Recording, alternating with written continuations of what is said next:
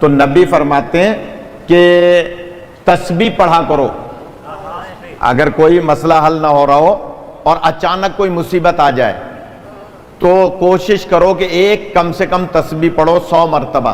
بسم اللہ الرحمن الرحیم. بس اتنی سی گزارش کروں گا. میں پنجاب میں بہت پڑھتا ہوں, امریکہ کینیڈا میں بہت پڑھتا ہوں. اتنی سی گزارش کروں گا, جو ہاتھ اٹھانے کے نعرے کو معیوب سمجھتے ہیں وہ جان لیں, جو مولا علی کا نام ہاتھ اٹھا کے لیتا ہے نا, وہ کبھی فالج کے مرض میں مبتلا نہیں ہوتا. خدا آپ کو سلامت رکھے, خدا آپ کو زندگی عطا فرمائے. یہ علی خدا سلامت رکھے. بس یہی حق ہوتا ہے. ان بچوں نے جس انداز سے اپنے بابا کی یہ مجلس سجائی, تو بس چند جملے اور سن لیں. آدھا گھنٹہ تک ہو گیا تقریباً. میں چاہ رہا ہوں کہ 5-7 منٹ اور آپ کے لے لوں اگر اجازت ہے. کہا کہ علی علی مت کیا کرو. کہا اس کا مطلب ہے آپ مجھے قرآن پڑھنے سے منع کر رہے ہیں. تو کہا بھائی کب منع کر رہے ہیں قرآن پڑھنے سے؟ ہم تو علی علی کہنے سے منع کر رہے ہیں. تو حضرت ابو ذر فرماتے ہیں یہ بسم اللہ کیا ہے؟ آپ کو سلامت رکھے. فرماتے ہیں یہ بسم اللہ کیا ہے؟ یہ بسم اللہ کیا ہے؟ ایک بات عرض کر دوں کہ اگر کسی کا کوئی مسئلہ کسی بھی قسم کا حل نہ ہو رہا ہو نا, تو نبی فرماتے ہیں کہ تسبیح پڑھا کرو. اگر کوئی مسئلہ حل نہ ہو رہا ہو اور اچانک کوئی مصیبت آ جائے تو کوشش کرو کہ ایک کم سے کم تسبیح پڑھو 100 مرتبہ. کیا؟ یا رحمانو یا رحیم بے حق کے بسم اللہ الرحمن الرحیم. یا علی, پھر دوڑا رہا ہوں. سبات بھائی آپ کے لیے بیان کر رہا ہوں. یا رحمانو یا رحیم بے حق کے بسم اللہ الرحمن الرحیم. نبی فرماتے ہیں کبھی مشکل پڑ جائے, ہم خطیبوں کا کام ہے نکتے نکالنا, اگر اجازت دیں. نبی فرما رہے ہیں ممبر پہ کبھی مشکل پڑ جائے تو پڑھو یا رحمانو یا رحیم بے حق کے بسم اللہ الرحمن الرحیم. جملہ کہوں رضی بھائی آپ کے لیے جملہ ہے, اور وہ جملہ کیا ہے؟ رحمان و رحیم تو پہلے بھی ہے اور رحمان و رحیم تو بعد میں بھی ہے. اس کا مطلب ہے کمال بسم اللہ کا ہے. یا علی جو پہنچ جائے وہ پہنچ جائے. یا علی خدا سلامت رکھے. بھائی رحمان و رحیم تو پہلے بھی ہے. نبی فرما رہے ہیں یا رحمان و یا رحیم بے حق کے بسم اللہ الرحمن الرحیم. اس کا مطلب ہے بسم اللہ کے بعد بھی رحمان و رحیم ہے اور پہلے بھی رحمان و رحیم ہے. پتہ چلا رحمان و رحیم کی مدد کا نام ہے بسم اللہ, اور بسم اللہ کہتے ہیں با کے نقطے کو, اور علی کہتے ہیں انا نقطہ تو تحت البا. یا علی خدا آپ کو سلامت رکھے. یا علی خدا آپ کو سلامت رکھے. یہ سیڑھی والی بات ابھی پوری نہیں ہوئی ہے, بیچ میں ایک بات آ گئی ہے, تو یہ یاد رکھیے گا. بس اسی پہ بات پوری کروں گا, لیکن اب یہ آ گئی ہے تو اجازت دیں تو عرض کر دوں. اور وہ بات کیا ہے؟ یا رحمان و یا رحیم بے حق کے بسم اللہ الرحمن الرحیم. نبی فرماتے ہیں کبھی مشکل میں آ جاؤ. تو آپ کے ایک صحابی تھے جن کا نام تھا زید. کیا نام تھا؟ اچھا, زید نام کے کئی صحابی گزرے ہیں. یہ ایک زید تھے, زید ابن عبداللہ. ان کا نام کیا تھا؟ زید ابن عبداللہ. شاباش. بچوں, اصل مجلس ہوتی ہی بچوں کے لیے. ہم آپ تو ہزاروں مجلسیں سنے ہوئے پڑھے ہوئے, لیکن یہ بچے جو ذہن میں ہوگا, مولا کائنات فرماتے ہیں جو بچپن میں ذہن میں بات رہتی ہے وہ پتھر پہ لکیر ہو جاتی ہے. جملہ کہوں, مولا کا فرمان ہے بچپن میں جو بات رہتی ہے وہ پتھر پہ لکیر ہو جاتی ہے. بڑے ہونے کے بعد تو ایک سورہ بھی یاد نہیں رہتی. جن کی تاریخ پہ نگاہ ہے وہ لطف لیں گے. یا علی,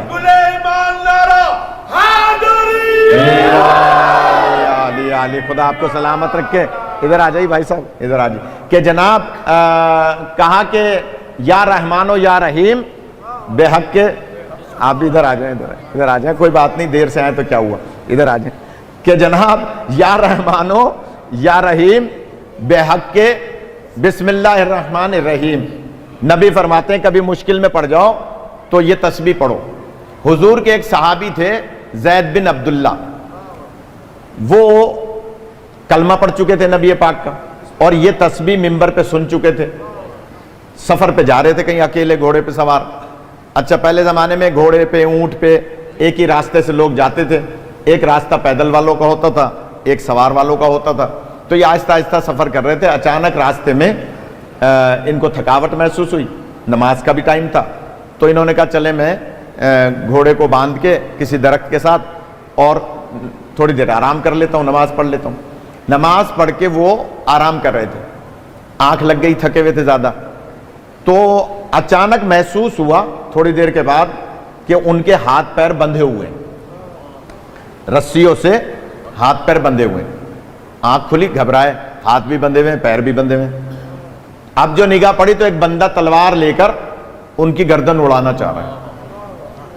انہوں نے ایک دم کہا بھائی میں نے تمہارا کیا بگاڑا، تم کون ہو، میری تمہاری کوئی دشمنی نہیں ہے.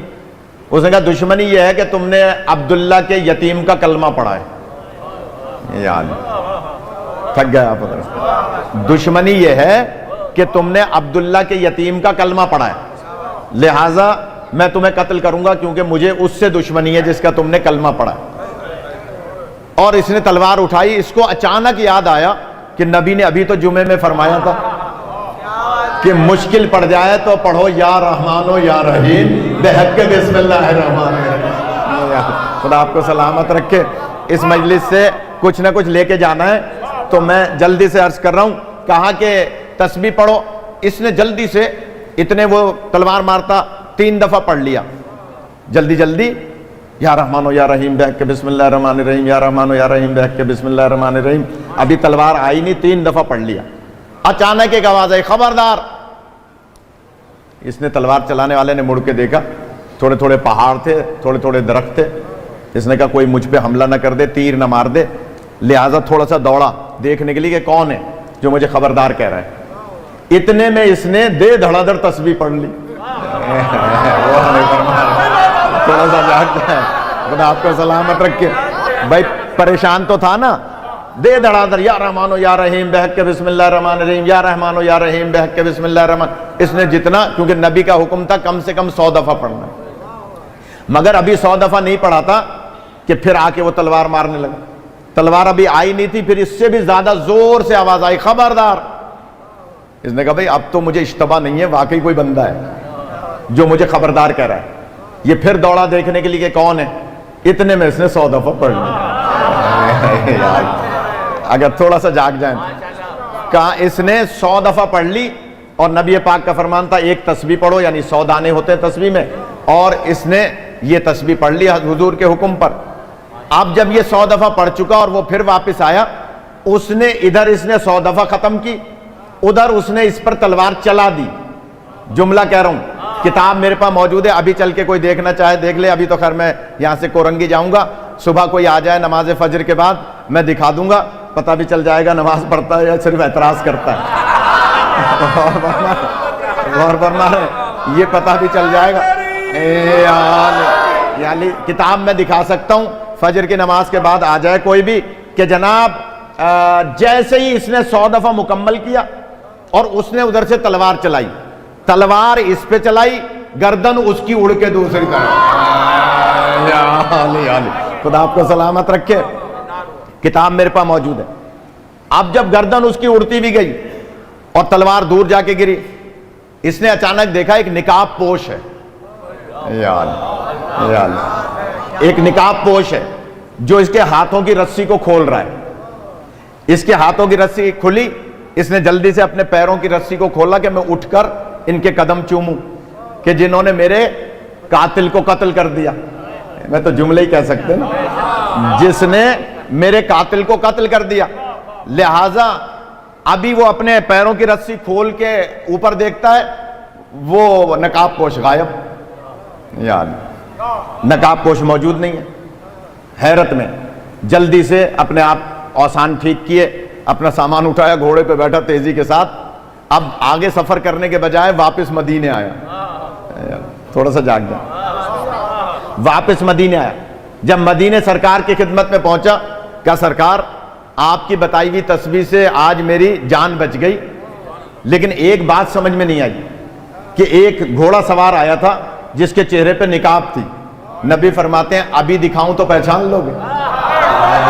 جان لے جانا چاہ رہے ہیں، خدا آپ کا سلامت رکھے. کہا ابھی دکھاؤں تو پہچان لو گے؟ کہا سرکار کیسے نہیں پہچانوں گا، وہ تو میرا محسن ہے. کہا یا علی ذرا چہرے سے نقاب تو ہٹا. یا علی، خدا آپ کا سلامت رکھے. اس کا مطلب کیا ہوا کہ رحمان و رحیم کی مدد کا نام علی ابن ابی طالب.